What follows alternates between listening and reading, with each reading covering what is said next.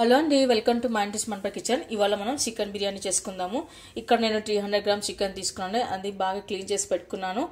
ఇందులో ఉప్పు, కారం, పసుపు, ధనియాల పొడి, గరం మసాలా, అల్లం వెల్లుల్లి పేస్ట్, అలాగే కర్డ్ వేసి నానబెట్టుకున్నానండి. 1 అవర్ పాటు నానబెట్టుకున్నాను. అలాగే ఇప్పుడు హాఫ్ అన్ అవర్ పాటు రైస్ కూడా పెట్టుకున్నాను. ఇప్పుడు మనం ఒక రైస్ కుక్కర్ పెట్టుకుని అందులో 3 టేబుల్ స్పూన్ వరకు ఆయిల్ వేసుకోవాలండి.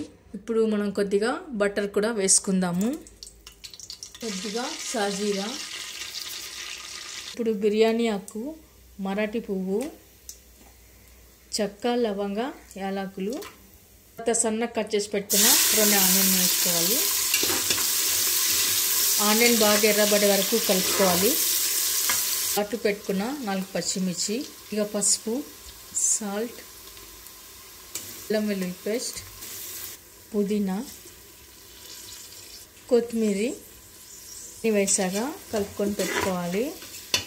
తర్వాత కట్ చేసి పెట్టుకున్న టమాటాలు కూడా వేసుకుందాము.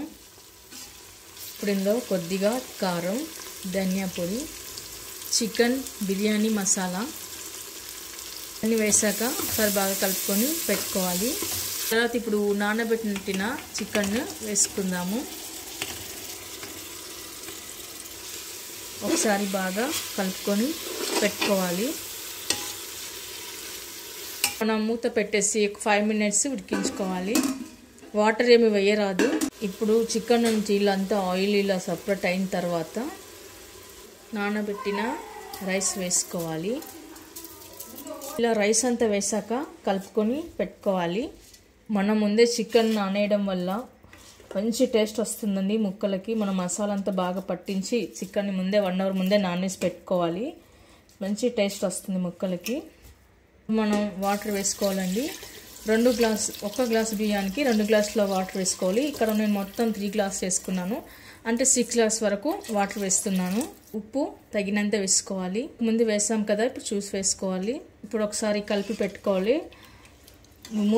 కుక్కర్ మూత పెట్టేసి 2 విజిల్ ఇస్తే సరిపోతుందండి.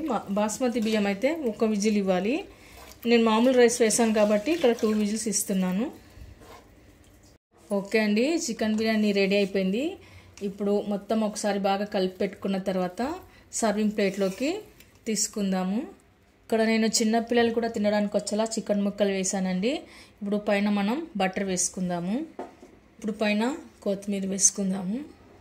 ఓకే అండి, గుమగుమలాడే చికెన్ బిర్యానీ అయితే రెడీ అయిపోయింది. ఇప్పుడు సర్వింగ్ ప్లేట్లోకి పెట్టుకుందాము. వంట రాని వాళ్ళు కూడా చాలా సింపుల్గా ఈజీగా చేసేయచ్చండి. ఓకే అండి, చూసారుగా చికెన్ బిర్యానీ. అలాగే తిన్నా బాగుంటుంది, లేదా ఏదైనా గ్రేవీతో తిన్నా కూడా బాగుంటుందండి. చాలా సూపర్ టేస్ట్గా అయితే చాలా బాగుంటుంది. ఓకే అండి, చూసారుగా చికెన్ బిర్యానీ మొత్తం సూపర్ టేస్ట్గా చాలా బాగుందండి.